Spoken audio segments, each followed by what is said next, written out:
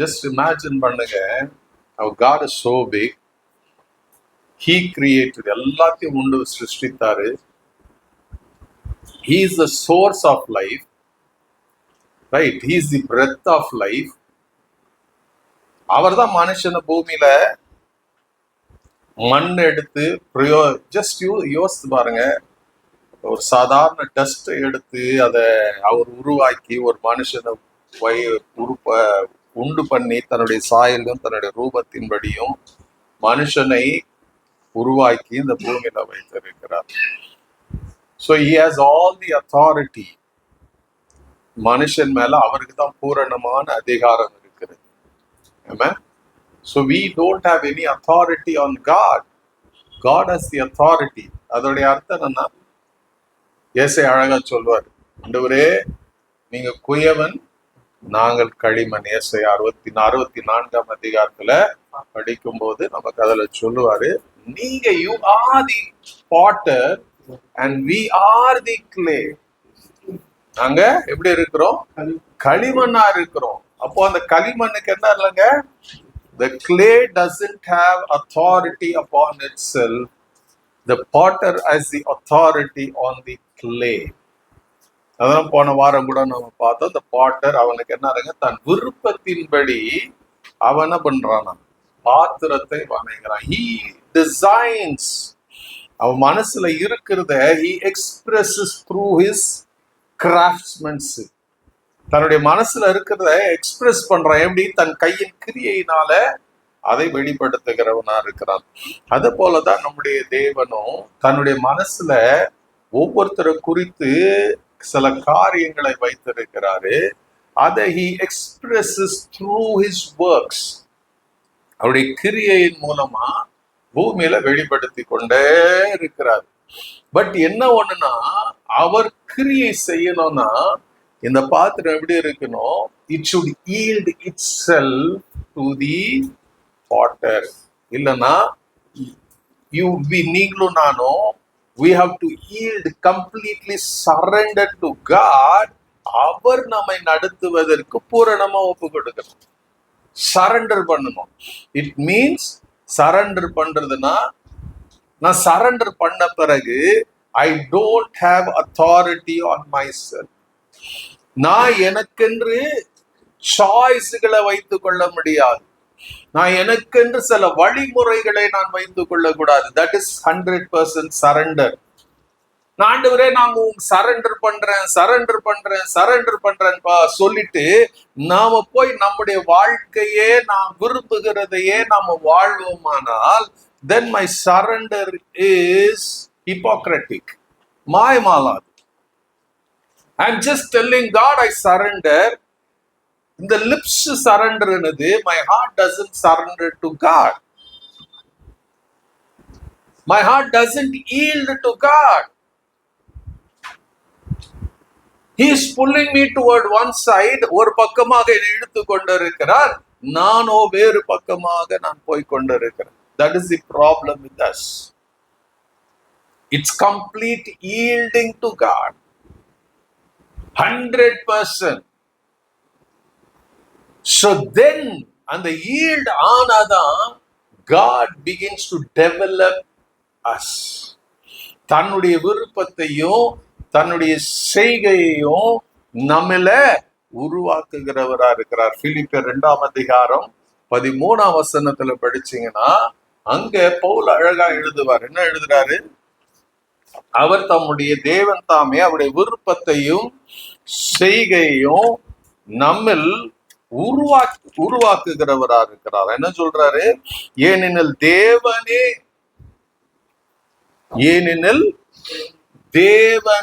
God himself, தேவனே என்னத்தை உருவாக்குகிறாரு? தம்முடைய தயவுள்ள சித்தத்தின்படி விருப்பத்தையும் செய்கையையும் உங்களில் உண்டாக்குகிறவராயிருக்கிறார். So God himself. நீங்க ஆதி முதலாய் பாத்தீங்கன்னா everything is God himself. God himself. அவர் எல்லாத்தையும் படைத்த பிறகு மனுஷனை படைக்கும் போது God himself said, let us make man into our own image and into our own likeness. God, there was no other person other than God. அவர் மனுஷனை உண்டு பண்ணும் போது it was his deliberate choice, authoritative choice. He didn't consult. தேவன் யாரையும் consult பண்ணல மனுஷனை படைப்பதற்கு. God didn't consult anyone. வானத்தையும் பூமியும் படைப்பதற்கு he didn't consult anyone.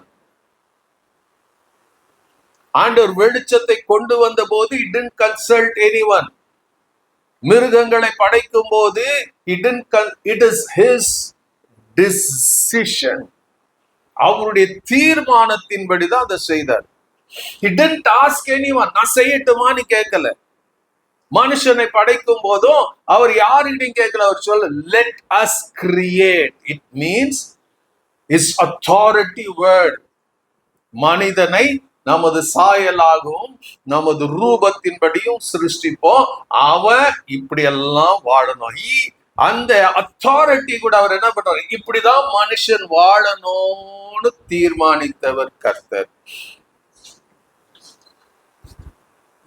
He doesn't involved in man to இதை பண்றியான்னு கேட்கல. இது இப்படிதான் நீ இருக்கணும். This is my desire. This is my authoritative desire. இப்படிதான் இருக்கணும். And till now the same thing. இன்ன வரைக்கும் அதேதான். பட் என்ன ஒரு பிரச்சனைனா, இங்க ஆண்டவர் சொல்றாரு, ஏனெனில் தேவனே தம்முடைய தயவுள்ள சித்தத்தின்படி விருப்பத்தையும் செய்கையையும் உங்களில் உண்டாக்குகிறவராயிருக்கிறார்.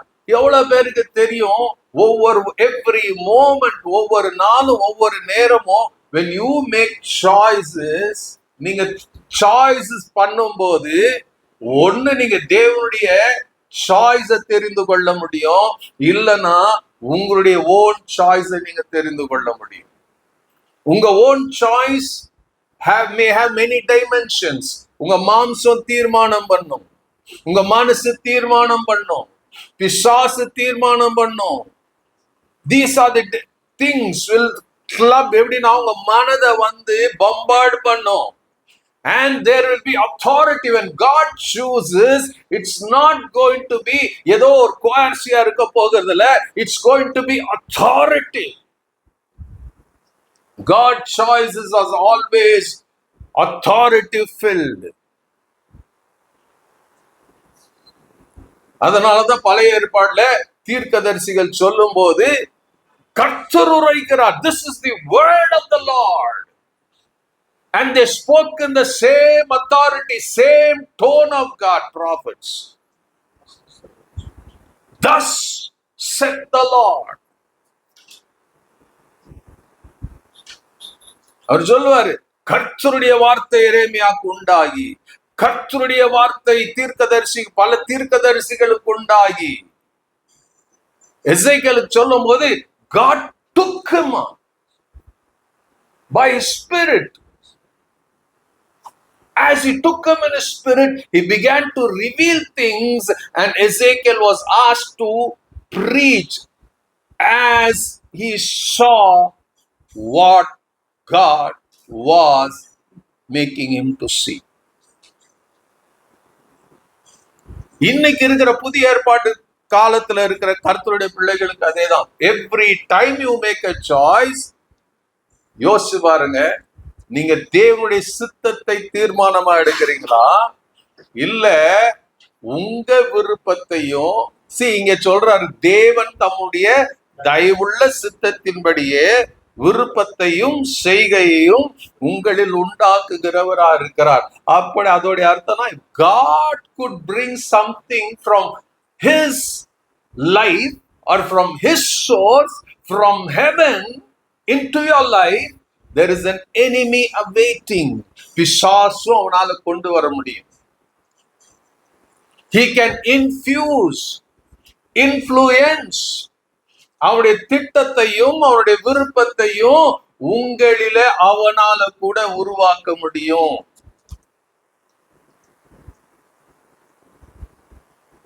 That explains in Genesis 3. ஆண்டவர் சொன்னாரு, அவன் உலகத்துக்கு பைபிள் அழகா சொல்லும்.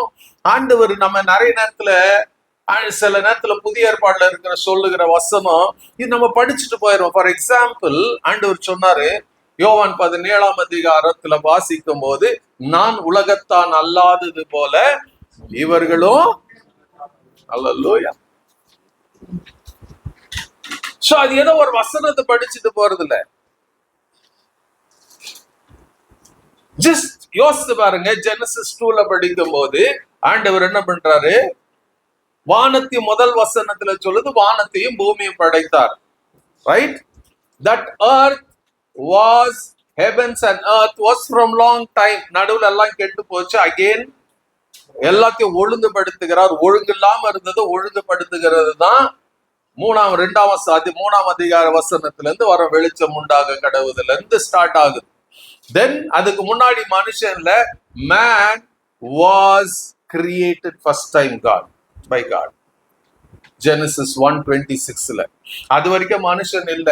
Angels were there. That was angelic system தான் இருந்தது. There was no human system. So மனுஷனை தேவன் உண்டு பண்ணாரு. அப்ப எல்லாத்தையும் உண்டு பண்ணின தேவன் தான் மனுஷனை உண்டு பண்றாரு. மனுஷனை உண்டு பண்ண பிறகு ஆண்டவர் என்ன பண்ணார், உலகம் எல்லாம் தான் இருக்கிறது. Why did God create Eden? Bible சொல்ல கிழக்கில ஏதேன் என்னும் தோட்டத்தை உண்டாக்குனார். ஆண்டவர் அங்க ஒரு ஏதேன் தோட்டத்தை உண்டாக்குனார். முடிஞ்சிச்சுல கதை. Why does the Bible say கிழக்கில in the east God made Lord God planted a garden towards the east in Eden. நல்லா யோசிங்க. ஈடன் என்ற இடம் இருக்கிறது. இந்த பைபிள் எப்படி இருக்குதுங்க? ஈடன் கார்டன் சொல்றத நம்ம இன்னைக்கு வச்சுக்கலாம். ஈடன் கார்டன் அவர் சொல்றாரு, there was a place called Eden. ஈடன்ங்கிற ஒரு இடம் இருக்குது. அந்த ஈடன் என்ற இடத்துல ஆண்டவர் என்ன பண்றார், he plants or creates a garden. அதுக்கு நாம காலம் வர ஈடன் கார்டன் வச்சிட்டோம். ரைட்? ஈடன்ல ஒரு கார்டன் உண்டு பண்ணார் டு த ஈஸ்ட். உண்டு பண்ணிட்டு அங்க என்ன பண்ணாரு, he எல்லாத்தையும் உண்டு பண்ணினார். சகல விதமான விருட்சங்களின் கனிகளையும் மரங்களையும் எல்லாத்தையும் பண்ணாரு. அங்க கோல்டு, டைமண்ட், சில்வருங்கிற பேச்சே கிடையாது. எவ்ரி பிரஷியஸ் ஸ்டோன் இருந்துச்சு. 4 ரிவர் இருந்துச்சு. எல்லாத்தையும் அனுப்பினாரு. மனுஷன் அங்க என்ன பண்ணாரு, அதுக்குள்ள வச்சாரு. அவனுக்கு ஒரே ஒரு கட்டளை கொடுத்தாரு, டெண்ட். இத பண்படுத்தி பாதுகாக்கணும், அவ்வளவுதான். அப்ப எதை பாதுகாக்கணும், அந்த கார்டனை he had put a hedge around. அது சுத்தி அவர் ஹெட்ஜ போட்டு அதுக்குள்ளதான் மனுஷனை வைக்கிறாரு. Right? The world was there, but man was not in the world, but he was in the garden of God. அப்போ இன்னைக்கு உலகம் இருக்கிறது. ஆண்டவர் சொன்னார், நான் இந்த உலகம் இருக்கிறது, I don't belong to this world, so you too don't belong to this world. You are a citizen of heaven. இனி பரலோகத்தின் பிரஜை. உலகத்துல தான் இருக்கிற. நீ உலகத்தோடு இருந்தாலும் உலகம் உன்னை ஒட்டி கொள்ள கூடாது. நீ பிரித்து எடுக்கப்பட்டவளா இருக்கிற. As I am separated from the world, so you are separated from this world. Live that kind of life on this earth. அதான் கர்த்தர் எதிர்பார்க்கிறார். அதுதான் சொல்றாரு, he has created, அவர் தம்முடைய தயவுள்ள சித்தத்தின்படி விருப்பத்தையும் செய்கையையும் உங்களில் உண்டாக்குகிறவராயிருக்கிறார். It's not your desire. ஆண்டவர் உருவாக்குகிறது அவருடைய விருப்பமும் அவருடைய சித்தமும். நிறைய நேரத்துல இன்னைக்கு உலகத்துல எப்படி இருக்கு தெரியுமா, everything we think, everything we see, நாம பார்க்கிறது கேட்கறது எல்லா நேரத்திலும் அநேக நேரத்துல என்ன பண்றோம்? we think, ஓ நான் தேவனுடைய காரியத்தை தான் நினைச்சேன், தேவனுடைய no, God has given the right of authority for you to whatever நீ யோசிக்கலாம், சிந்திக்கலாம், எல்லாம் பண்ணலாம். பட் ஆண்டவர் சொல்றார், பட் above all நான் சில காரியங்களை என் மனசுல இருக்கிறத நான் வச்சிருக்கிறேன். I want you to understand or capture my thoughts. என்னுடைய விருப்பத்தையும் என்னுடைய செய்கையும் நீ தெரிந்து கொண்டு, I want you to expound it into this world. இந்த உலகத்துல நீ அதை வெளிப்படுத்துகிறவளாக இருக்கணும். What an amazing Christian life தெரியுமா? இன்னைக்கு today we have learned to live according to the pattern of this world. இந்த உலகம் கற்றுக் கொடுக்கிற காரியங்களில நம்ம பழகி வளர்ந்துட்டோம். We are so much attracted and attached to the designs and things of this world. அதனால கர்த்தருடைய வார்த்தைகள், கர்த்தருடைய காரியங்கள் வரும்போது we are unable to digest it. ஏற்றுக்கொள்ள நம்ம மனசு ஒத்துக்கிறது இல்லை. அதனாலதான் ஒத்துக்கொள்ளாததுனாலதான் we easily disobey God's word.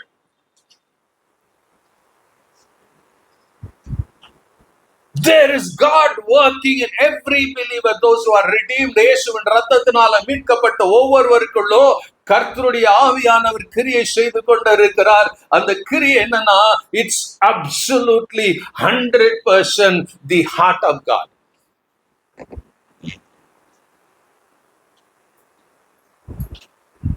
ஆண்டவர் என்ன விரும்புறாரு?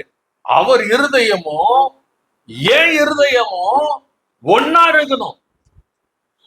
If you don't connect God's heart, if God's heart doesn't connect with my heart, how will I understand the ways and plans of God?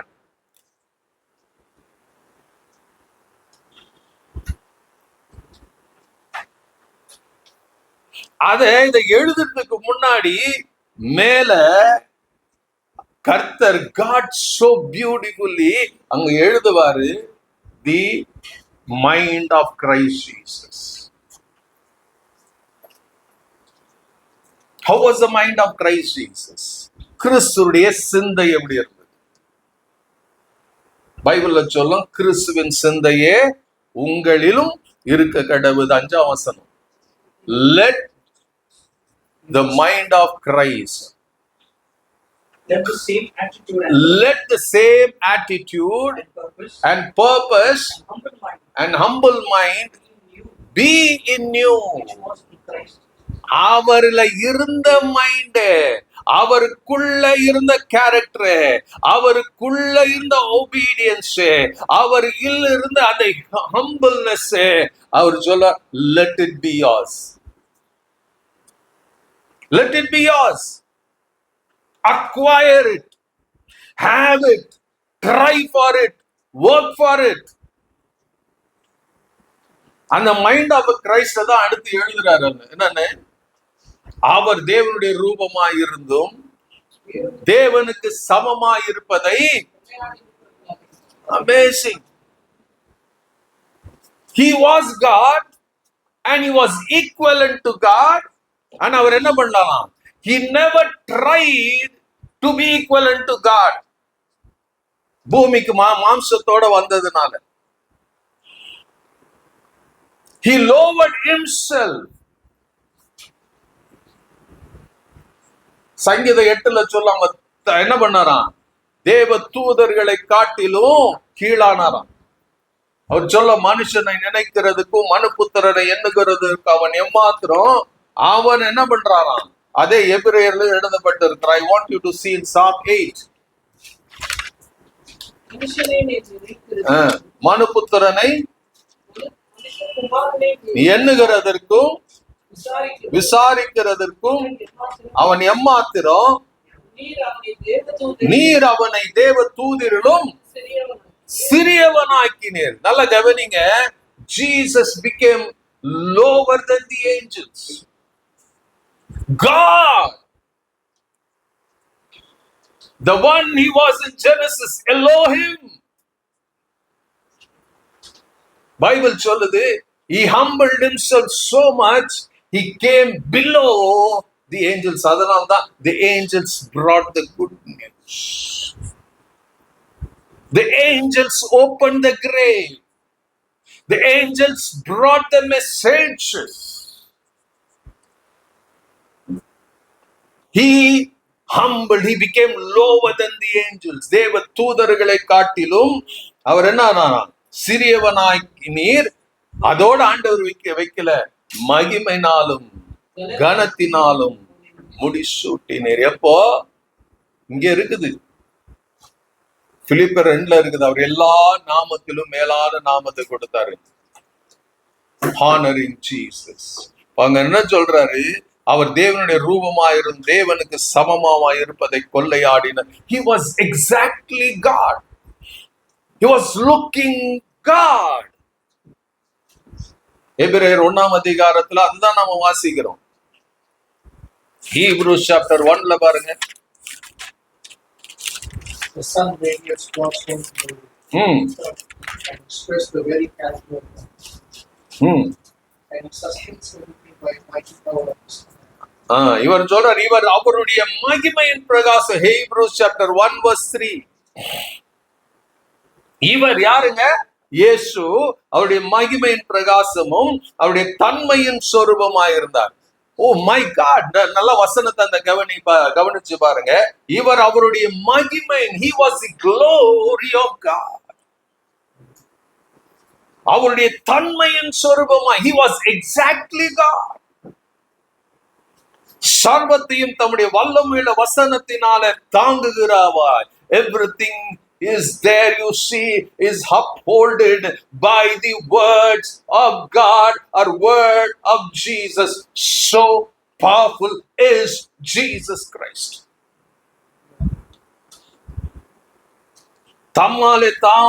தம்மாலே நம்முடைய பாவங்களை நீக்கும் சுத்திகரத்தை உண்டி பண்ணி உன்னதத்தில் மகத்துவமானுடைய வலது பாரிசுத்தலத்துல உட்கார்ந்தார். இவை தேவ தூதர்களை பார்க்கிலும் எவ்வளவு விசேஷித்த நாமத்தை சுதந்தரித்துக் கொண்டாரோ அவர் அவ்வளவு அதிகமாய் அவர்களிலும் மேன்மை உள்ளவர்.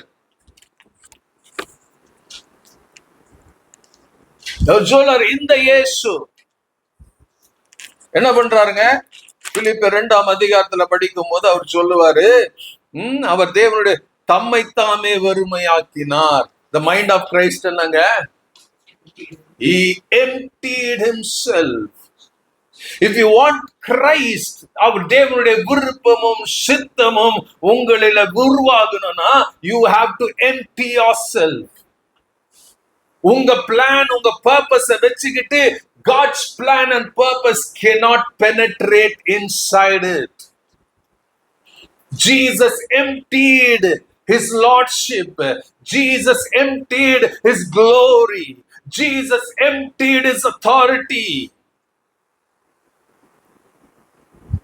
தன்னை வெறுமையாக்கினார் இயேசு. He emptied.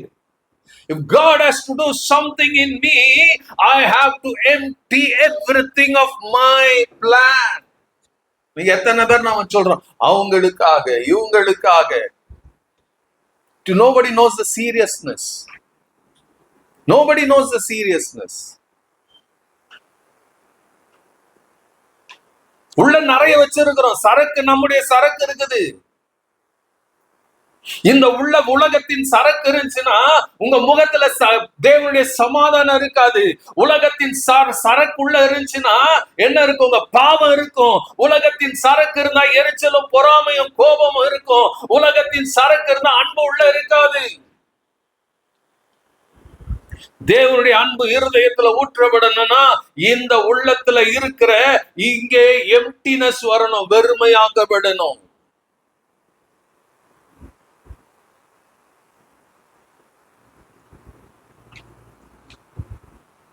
பூமி ஒழுங்கின்மையும் வெறுமையுமாயிருந்தது. ஆழத்தின் மேல் ஆழத்துல இருள் இருந்தது. தேவ ஆவியானவர் அசைவாடி கொண்டிருந்தார். It was empty. Before God was able to spoke a word, it was empty. It was void. Then God spoke, let there be light. God brought his thought. God brought his desire. அந்த இடத்துல அவர் வெளியே கொண்டு வந்தார். And it saw it. God saw it. God saw the light. God saw the light. And he said, the light is good. வெளிச்சம் நன்றாய் இருக்கிறது என்று அவர் கண்டார். உள்ள அந்த void வரணும். உள்ள you have to empty what you have. You have to remove what you have. Then God will replace with his will, will and vision and dreams and purposes. It will, and God will see it, and he will be pleased.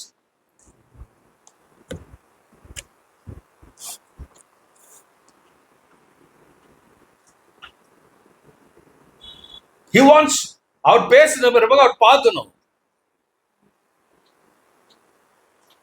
மனுஷனை உண்டாக்குவோன்னு சொன்ன பிறகு அவர் உண்டாக்குனாரு.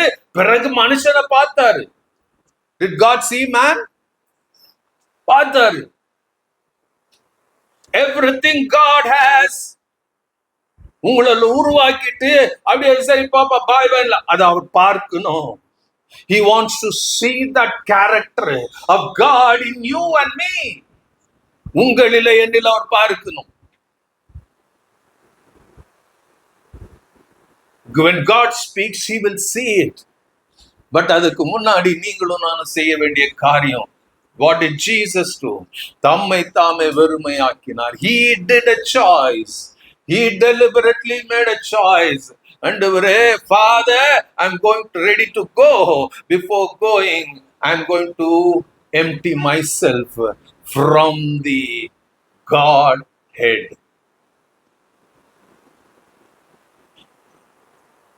I'm going to empty myself to walk in authority. I'm going to empty myself to live under your authority. நான் போற ஆண்டவரே, என்னை வெறுமையாக்குகிறேன். உம்முடைய சித்தத்தை நான் செய்ய போகிறேன். வெறுமையாக்குறது என்ன தெரியுமா? Only when you empty yourself, you will be able to fulfill God's will on this earth.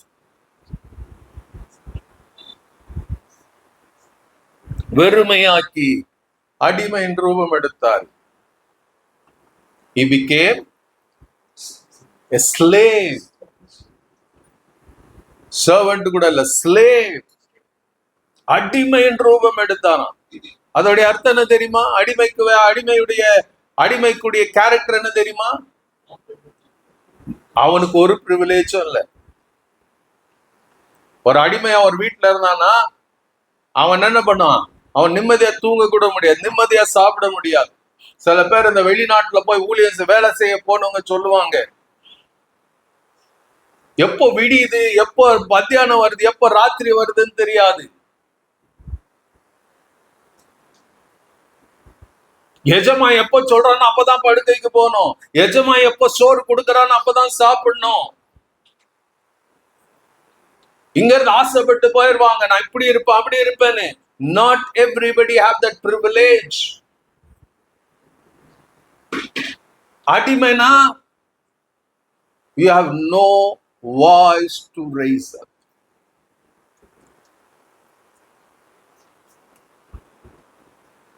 You have no voice to raise up.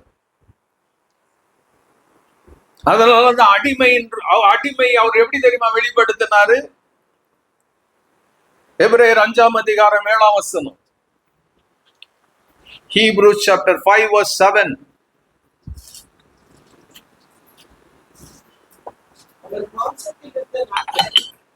அவர் மாம்சத்துல இருந்த நாட்கள். It means he was இந்த பூமியில ஒரு அடிமையா இருக்கிற நாட்கள்ல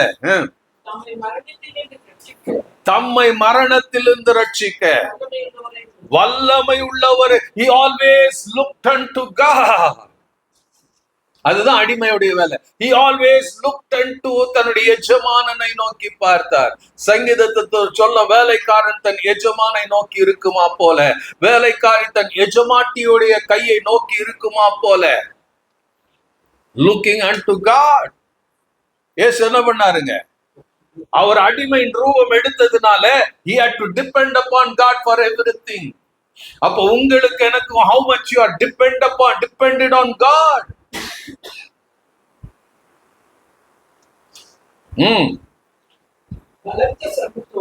பார்க்கிறாரு, தேவனை நோக்கி பலத்த சத்தத்தோடும் கண்ணீரோடும் விண்ணப்பம் பண்ணி வேண்டுதல் செய்து தமக்குண்டான பயபக்தியின் நிமித்தம் கேட்கப்பட்டு அவர் குமாரனாயிருந்தும் பட்ட பாடுகளினாலே கீழ்ப்படிதலை கற்றுக்கொண்டு தாம் பூரணரான பின்பு தமக்கு கீழ்ப்படுகிற யாவரையும் நித்திய ரட்சிப்பை அடைவதற்கு காரணரானார். Right? How did Jesus live? ஒரு அடிமையின் வாழ்க்கை he lived. In his prayer life he lived. Prayer is not saying some words to God.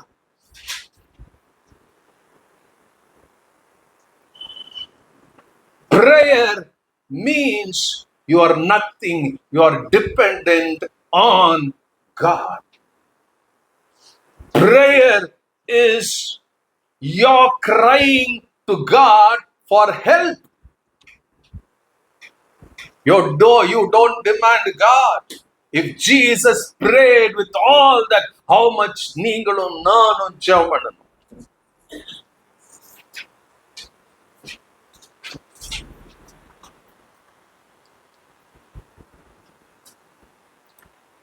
அவர் தம்மை தாமே வெறுமையாக்கி அடிமையின் ரூபம் எடுத்து மனுஷ சாயலானார். He was exactly like you and me. He walked in this earth with the humanity, human. அதனாலதான் அவருக்கு Bible சொல்லும், அவருக்கு பசி எடுத்தது, தாகம் எடுத்தது, அவருக்கு தூக்கம் வந்தது, அவருக்கு பயம் வந்தது. இந்த கெத்செமனேல he became very tiredness வந்தது. காரணம் என்னன்னா, even though he was 100% God, he was 100% man, human. மனுஷ சாயலானார். God created man in his own image and in own likeness. Jesus humbled himself to the image of man.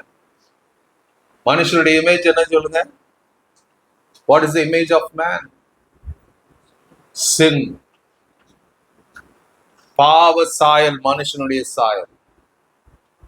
God created man in his own image. அவருடைய சாயலாக, அவருடைய ரூபத்தின்படி. It means when God created, he was just like God, holy, authoritative, powerful, full of glory. இதோட தான் இருந்தான். When man committed sin, he became a sinful man. When Jesus walked on this earth, he every day carried the sins of this mankind. மனுஷ சாயலானார். தேவ சாயல் மனுஷ சாயலானது. எதுக்கு? மனுஷ சாயல் மறுபடியும் தேவ சாயலாகுது.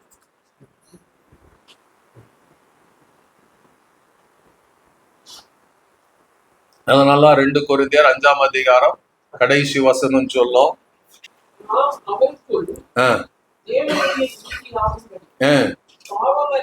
பாவம் அறியாத அவரை நமக்காக he became sin for us. He became my sin. He became our sin. That is the character of Jesus. அவர் சொல்றாரு, அடுத்து அவர் சொல்றாரு, அவர் மனுஷ ரூபமாய் காணப்பட்டு மரண பரியந்தம். அதோடைய அர்த்தம் நாங்க மனுஷனுடைய வாழ்க்கை அற்பமானது. Today he will be there, tomorrow he will not be there. நம்முடைய வாழ்க்கை தெரிஞ்சுக்கணும். அதனாலதான் ஜீசஸ் அந்த இருந்த 33 வருஷத்துல he always பிதாவாகிய தேவனுக்கு கீழ்ப்படிந்தார். he walked according to the will of God. he never pleased man. இன்னைக்கு யோசித்து பாருங்க, எத்தனை முறை நம்ம மனுஷனை திருப்திப்படுத்தி வாழ்ந்து கொண்டிருக்கிறோம், மனுஷனுக்காக வாழ்கிறோம்.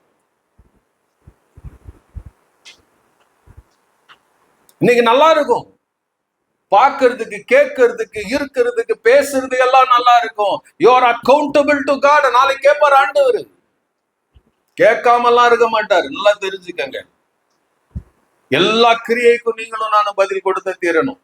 What are you doing with your time? அவர் மனுஷ ரூபமாய் காணப்பட்டு பைபிள் சொல்லுது மரண பரியந்தம். Death will come to every man. Physical death இருக்குது, ஸ்பிரிச்சுவல் டெத் இருக்குது. இந்த எல்லாருக்கும் என்ன இருக்குதுங்க, இந்த ஜெனரலா இந்த டெத் இருக்கும். உலகத்துல பிறக்கிற எல்லாருக்கும் இந்த டெத் இருக்கும். ரட்சிக்கப்பட்டவர்கள் மாத்திரம் தான் லைஃப் இருக்கிறது. ரட்சிக்கப்படாதவர்களுக்கு நித்திய மரணம் இருக்குது. there are two kinds of death, physical death and eternal death.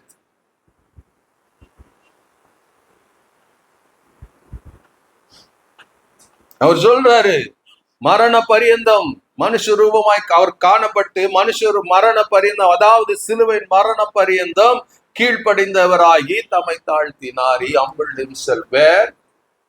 till the cross. that was the விருப்பம் பிதா. cross was the design of not the devil, it was designed by God. நம்ம இந்த ஆராதனை கூட சொன்னோம், God murdered Jesus, God killed Jesus, because that was the will of the Father.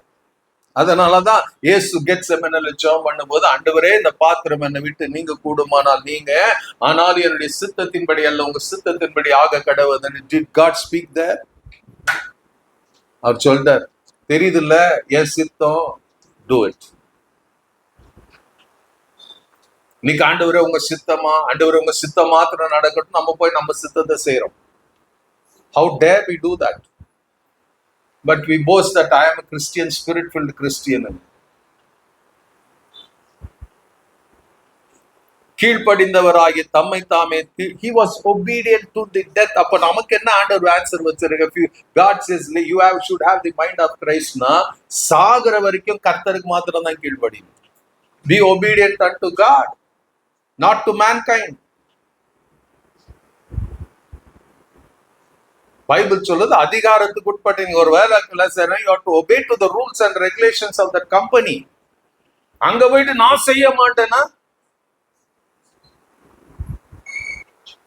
when you are being called to do something that is sin, then you have raised your voice, this is not right, I cannot do that.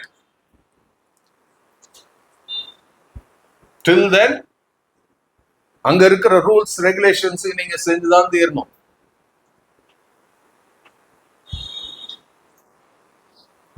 இன்னைக்கு உலகம் எங்க, இந்தியால இருக்கிற இவ்வளவு corruption இருக்குது. காரணம் என்னன்னா, everybody is living in disobedience. சபையே அப்படிதான் நடக்குது, ரைட்?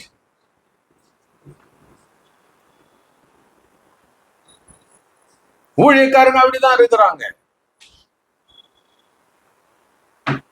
வெட்கக்கேடு சொல்றதுக்கு ஏன் தெரியுமா? ஊழியக்காரன் he doesn't believe God, he doesn't depend upon God, he is not obedient to God. That is the reason he looks to man.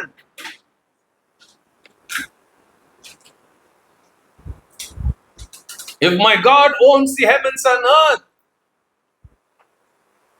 if God says நீ என்ன தேடுனா everything you seek you will find in சொன்னார்னா, then how can God cannot do?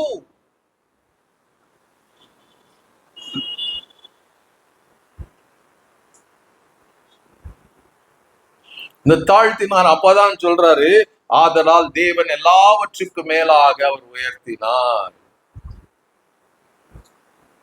அப்போ என்ன விருப்பத்தையும் செய்கை உங்களில் வச்சிருக்கிறாரு? The same attitude that Christ has in you. God wants. our மனசுல என்ன தெரியுமா நினைச்சிருக்கிறார்? Will you be Jesus on this earth? Will you walk like Jesus?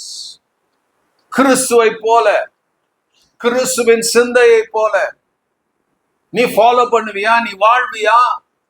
நான் என் இருதயத்துல அதான் நினைச்சிருக்கிறேன், என் மனசுல அதான் உன்னை குறிச்சு நினைச்சிருக்கிறேன். என் விருப்பம், என்னுடைய திட்டம், என்னுடைய பிளான், என்னுடைய பர்பஸ் நான் உனக்காக நான் வச்சிருக்கிறேன். I'm carrying it in my heart and I want to deposit in you. நான் உனக்குள்ள அதை வைக்கணும்னா உனக்குள்ள இருக்கிறத நீ தான் வறுமையாக்கணும். You have to strip everything that you hold into. நான் இப்படி ஆகணும், நான் அப்படி ஆகணும். அதனாலதான் ஒருத்தனும் அப்படி ஆகிறது இல்லை. தேவன் விரும்புகிறதுனா நான் பரிசுத்தராய் இருக்கிறது போல நீங்களும் that is the desire and will of God. இனி ஏன் மனுஷனால இருக்க முடியலன்னா அவனுக்குள்ள அவ்வளவு காரியத்தை வச்சிருக்கிறான். ஊழியத்துக்குள்ள அவ்வளவு காரியத்தை வச்சிருக்கிறாங்க. நான் என்ன பண்றது, எப்படி போறது, எதை செய்யறது, அதை செய்யறது.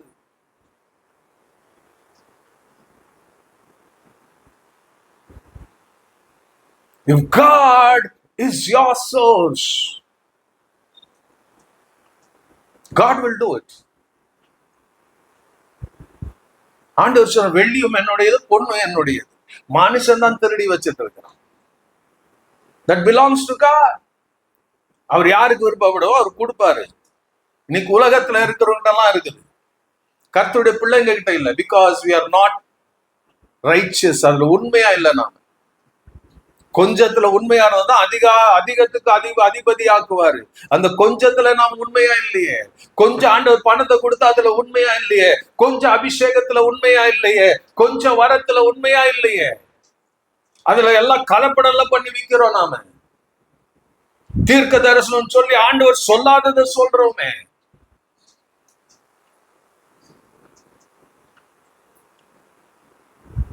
எரேமியா 23 படிச்சீங்கன்னா அந்த ஆண்டவர் சொல்லுவார், நான் யோசிக்க கூட இல்லப்பா, அதெல்லாம் இந்த மனுஷன் எப்படி யோசிக்கிறான்.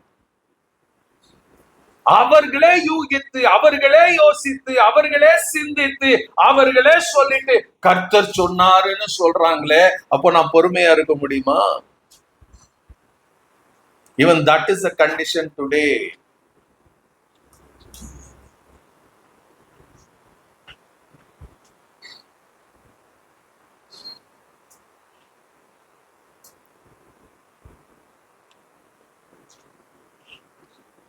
பன்னெண்டாம் வசனத்துல பாருங்க, பவுல் எழுதுவாரு.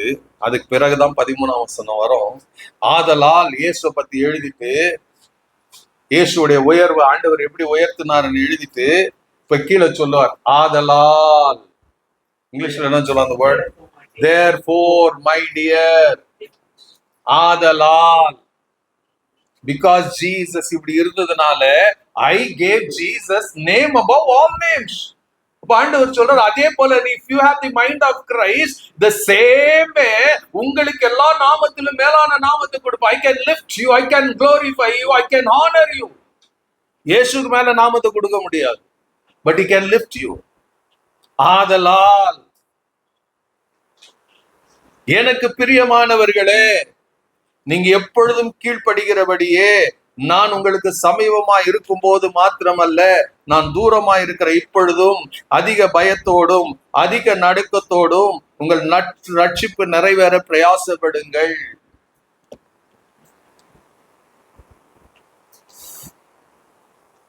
என்ன சொல்றாரு? இயேசுவை பத்தி சொல்லிட்டு சொல்றாரு, ஆதலால் எனக்கு பிரியமானவர்களே, நீங்க எப்போதும் கீழ்ப்படுகிறது போல. பவுல் என்ன சொல்றாரு? என் முன்னாடி கீழ்ப்படுகிறீங்களே, that is not very important for me. நான் இல்லாத போதும் தேவனுக்கு நீங்க கீழ்ப்படுறீங்கன்னா எப்போதும் கீழ்ப்படு. live that obedient life even in my absence. அதோடைய அர்த்தம் என்ன தெரியுமா? God is watching over you. I am not watching over you. You are not in my presence. You are in the presence of a holy and righteous God. So be careful to always be obedient. எப்பொழுதும் கீழ்ப்படிந்தவர்களாக இருங்க. ஏன் நான் வரங்கிறதுனால கீழ்ப்படிந்தவர்கள் acting எல்லாம் பண்ணாதீங்க. எப்போதும் கீழ்ப்படுகிறபடியே நான் உங்களுக்கு சமீபமா இருக்கும் மாத்திரமல்ல, நான் தூரமா இருக்கும் இப்பொழுதும் அதிக பயத்தோடும் சொல்றார். எப்படி கீழ்ப்படினோம்? அதிக பயத்தோடும் நடுக்கத்தோடும் உங்கள் ரட்சிப்பு நிறைவேற பிரயாசப்படுங்கள். ஏனெனில் இங்கிலீஷ்ல தான் சொல்லும். Work hard to show the results of your salvation. Obeying God with deep reverence. Next verse 13. For God is working in you. For God, ஏனெனில் ஏன் இதெல்லாம் அவர் சொல்றாரு? 12ஆம் வசனத்துல ஏன் சொல்றாரு? கிறிஸ்துவின் சிந்தை ஏன் இருக்கணும்னு சொல்றாரு? பவுல் எழுதுறாரு, ஏனெனில் God is doing something in your life. ஏனெனில் தேவன் தாமே தம்முடைய தயவுள்ள சித்தத்தின்படி விருப்பத்தையும் செய்கைகளும் உங்களில் உண்டாக்குகிறவராயிருக்கிறார். He is in the process of creating something of his choice in you.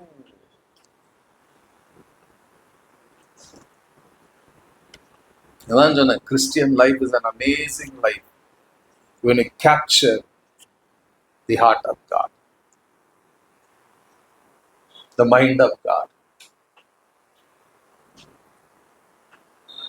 இன்னைக்கு நாங்க உலகத்துல இருக்கிறோம். we teach how to acquire wealth, how to become rich.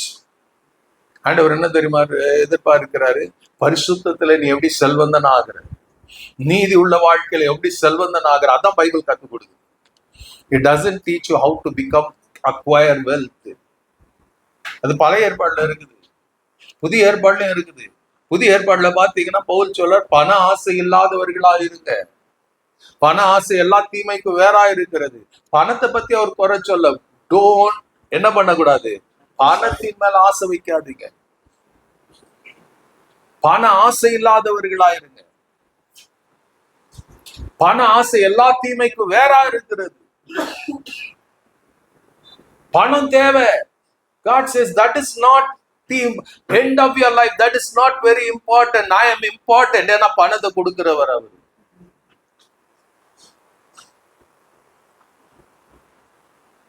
அவர் எப்படி வேணாலும் கொடுக்க முடியும். அவர் தான் ஐஸ்வர்யத்தை சம்பாதிக்க பலனை கொடுக்கிறார் என்று பைபிள் சொல்றது. உண்மை ரைட் வேவா.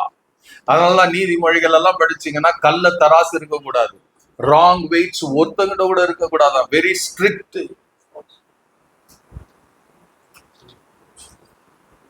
பொய் சாட்சி இருக்கக்கூடாது, புறங்கூறுதல் இருக்கக்கூடாது. இதெல்லாம் பைபிள்ல இருக்குது. ஆனா இதெல்லாம் வச்சுக்கிட்டு நாம என்ன பண்றோம்? ஆவில நரம்புறோம். அது உண்மையான ஆவில நரம்புற அடையாளமா? இவ்வளோ காரியத்தை உள்ள வச்சுக்கிட்டு, எரிச்சல், பொறாமை, கோபம், வைராக்கியம் இதெல்லாம் வச்சுக்கிட்டு ஆவில நரம்பி அந்நிய பாஷையில பேசி, do you think is it possible? Is God pleased with that kind of worship?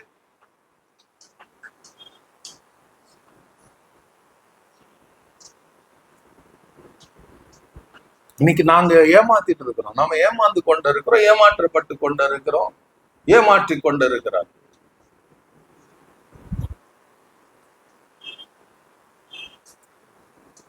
It's a beautiful gift. Every gift நான் தான் நேத்து சொன்னேன். 9 gift ஆண்டவர் கொடுத்திருக்கிறார் இண்டிவிஜுவலுக்கு. For to edify yourself, to walk in the obedience of God. மற்றவர்களை encourage பண்றதுக்கு. But எபேசியர்ல சொல்லுகிற it's a gift to the church, to the body, to edification of the church. சபையை ஒழுங்கு கொண்டு வரணும். அதுக்குதான் அந்த வரங்கள். Apostle, prophet, evangelist, pastors and teachers, they have more responsibility. They have to adhere to the rules and regulations of God. தாளமை பண்பு இல்லைன்னா அப்புறம் சபையில மற்றவங்க எப்படி இருப்பாங்க?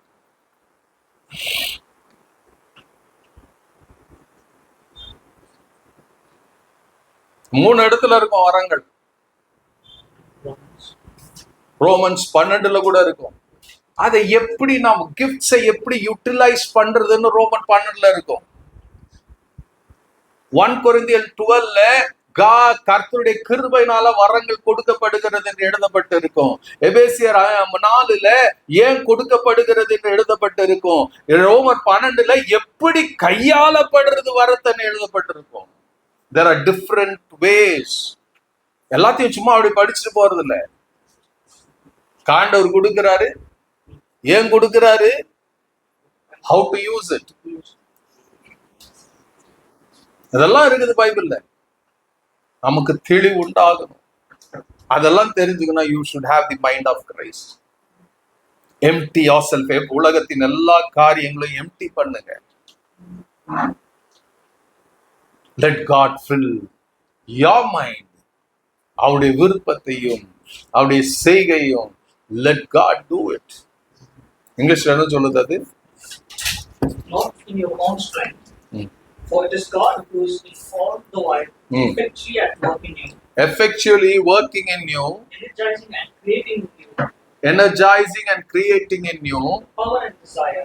The power and desire. Both to will and to do His good pleasure and satisfaction. Both to do and both to will and do and to work for His good and to work for His good pleasure. அப்போ ஆண்டவருக்கு pleasure உண்டாகிற காரியத்தை செய்யறோமா? நாம ஆண்டவரை சந்தோஷப்படுத்துகிற காரியம் நாம செய்யறோமா? எனக்கு சந்தோஷப்படுத்துறதுல அவருக்கு சந்தோஷப்படுத்துகிற காரியத்தை நான் செய்யறேன்னா? Is God happy with my deeds and my works? என்னுடைய கிரியை, என்னுடைய வேலை, நான் போய் உட்கார்ற இடம், நான் பார்க்கிற இடம், நான் பேசுறதெல்லாம் ஆண்டவருக்கு பிரியமா இருக்குமா? He should feel happy. He should feel proud. He should feel joyful. அவருக்கு நான் வர்றேன்னா என்கிட்ட பேசுறதுக்கு அவருக்கு சந்தோஷம் வரணும். மோசே எப்படி ஆசரிப்பு கூடாரத்துல போகும்போது அப்படியே மேகம் வந்துச்சோ, God was waiting for Moses to come. அத போல நீங்களும் நானும் ஜெபத்துக்கு ஆயத்தமாகும் போது he should feel happy. He should come and cover us with his glory. அது நடக்குதா நம்முடைய வாழ்க்கையில?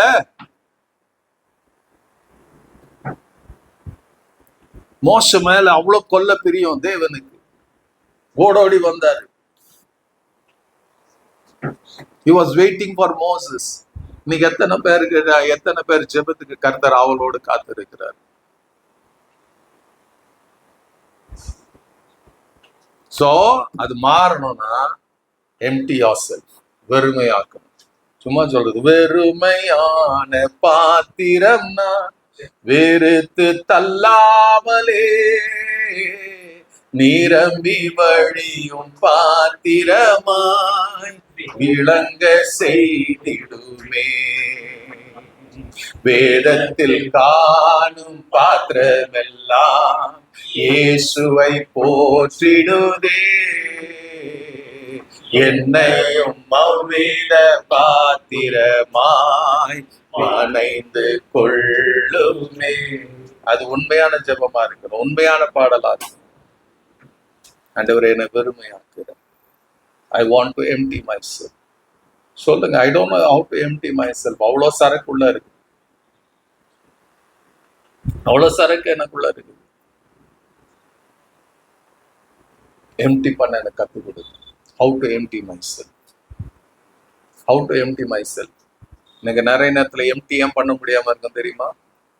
சிலதை வச்சிருப்போம் நம்ம வீட்டுல, பல வருஷங்கள் இருக்கும், அப்படியே தான் இருக்கும் பாட்டில்ல. தூக்கி போட மனசு வராது, அவ்வளவு பணம் போட்டு வாங்கிட்டு. அப்ப நாம தான் என்ன பண்ணோம்?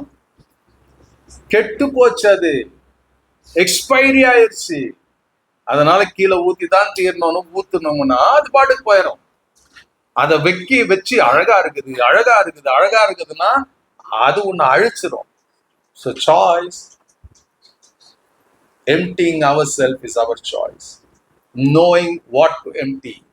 ஆண்டவர்கிட்ட போய் உங்க இருதயத்தை ஊத்துனீங்கன்னா, அண்ணால் அதை தான் செஞ்சா.